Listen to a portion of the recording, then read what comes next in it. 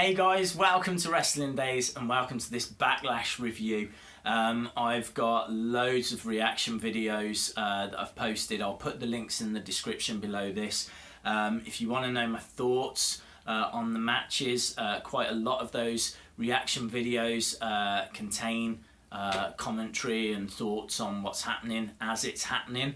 It kind of feels like this only needs to be a bit of a summary video. I don't feel the need to really go through move by move and everything that actually happened at Backlash. I suppose for me, the big picture is there was some fantastic stuff, but there were some concerns as well. I'd give the show about 7.5 out of 10, and I'm going to actually review it a little bit different because of the concerns that I've got. I really want to kind of talk about those, but let's get the big moments out of the way first. Let's get the things that impress me.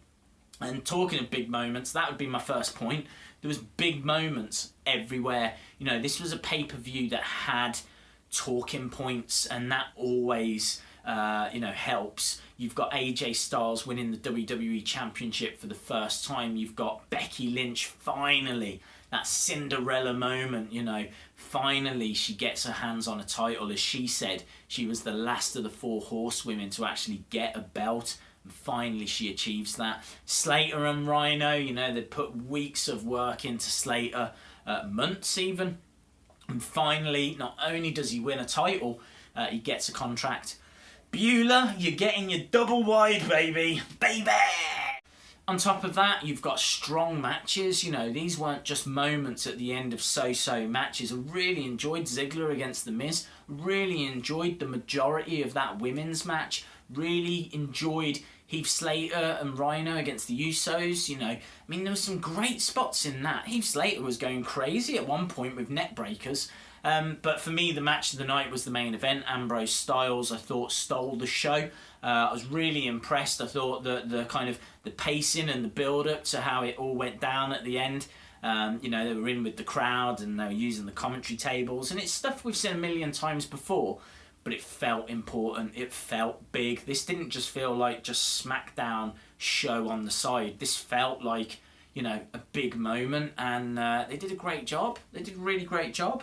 Titles everywhere, there was, I think, 7 matches, and 4 of them had championships involved in them. And if you think one of those 7 was a pre-show match, kind of puts into perspective, how important, well actually one was a pre-show and one was a qualifier to get into a title match. There was titles everywhere, matches meant something and were important, and with the exception of the pre-show and the exception of Bray against Kane, but we'll come to my concerns in a minute. Miz and Daniel Bryan, I like this. I loved the fact that Miz was talking to Daniel Bryan beforehand, saying they're going to have to renegotiate. He needs to go out now and, give the people what Daniel Bryan can't anymore. I like this feud, if you will. I like the frustration that's building in Daniel Bryan. I'm intrigued as to where they're going to go with it. I don't think it's going to result in Daniel Bryan returning to the ring. I'd love it if it did, but Daniel Bryan's medical problems are real, and they are, a big problem for him, to the point where the doctors have said you can't go anymore. I would be very surprised to see him step back in, even if it was for one more match. And finally, I've got to mention this person. For me, they put in one of the standout performances of Backlash, and they walked away empty-handed. Alexa Bliss, I thought, was absolutely, from the moment she came out to the moment she was eliminated, fantastic. I thought that she didn't steal the show by any means. I'm not seeing a lot of people talking about her, but when she came out, she was dressed like Harlequin. She had the Harlequin kind of makeup and hair. She knows what is on trend at the moment. She knows it's been at the cinemas, might even still be at the cinemas in certain places. It's going to come out on DVD soon. Harley Quinn, Suicide Squad. It was everywhere over the summer.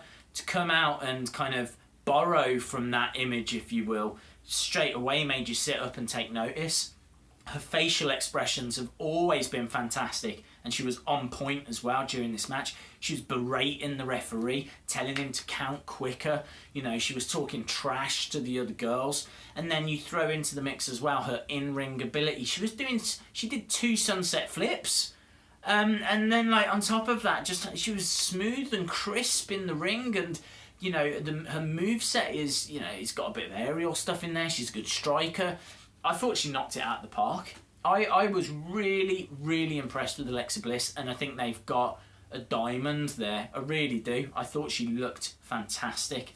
But that's going to bring me now to my concerns. And my first concern, Becky shouldn't have won that match. I've got no problems with Becky, and I want her to win a title, but she's been overshadowed.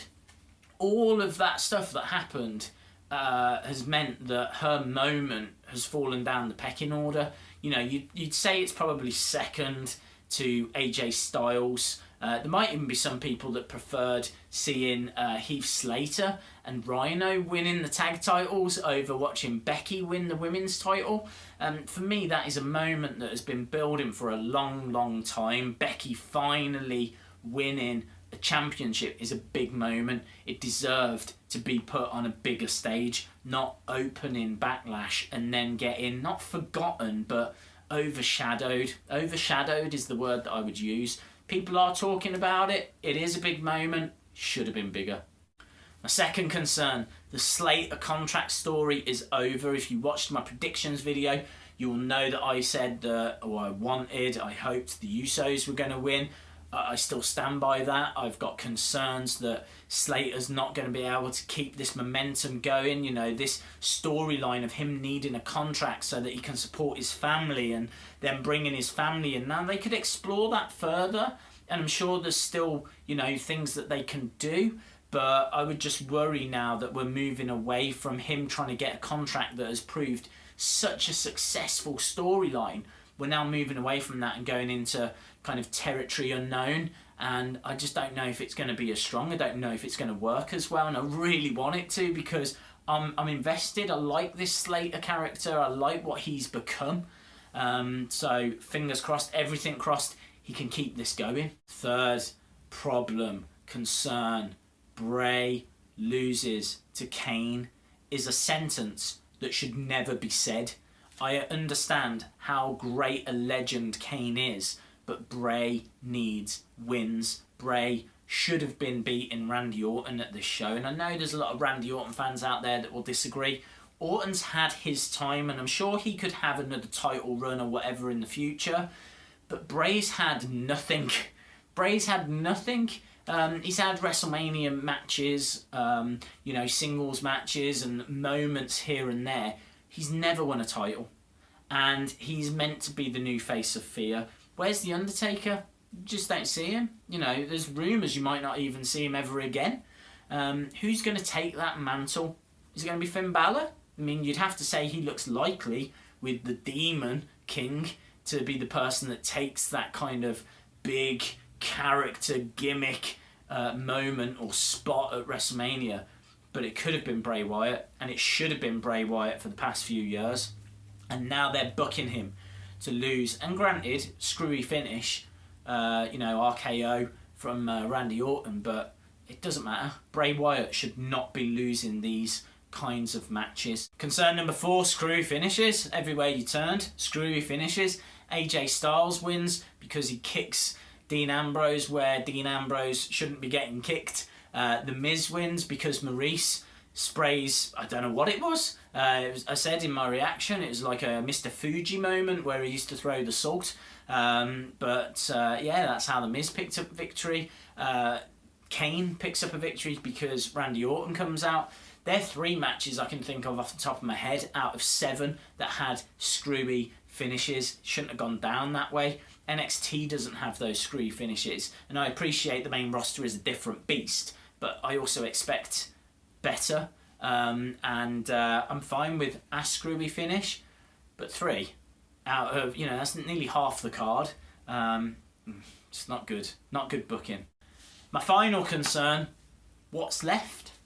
What's left? You know, you've got your indie fans that are desperate, have been desperate all year, you know, to see AJ Styles win that title. When he fell short against Roman Reigns, you know, the internet was ablaze with people going, they're burying him, they're burying him. They weren't, you know, they were just saving the moment. You've got that moment. You've got that moment now, and it should be celebrated. Yeah, it's come at the cost of Ambrose, but the Ambrose title reign just wasn't that strong. And Ambrose seems to be someone that's better chasing it. And Ambrose will get more championship reigns, I'm sure of it. But it was right to go with AJ Styles. It was the soccer mom's time, but that's a big moment gone. And then in the same show, you give Heath Slater the contract, which granted isn't the biggest of moments, but they've been working on this for a month or so. And so, you know, they could have teased that out longer.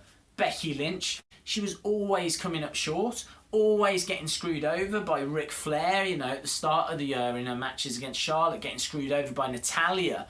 And now finally she wins, not only wins a match, but wins the first ever SmackDown Women's Championship.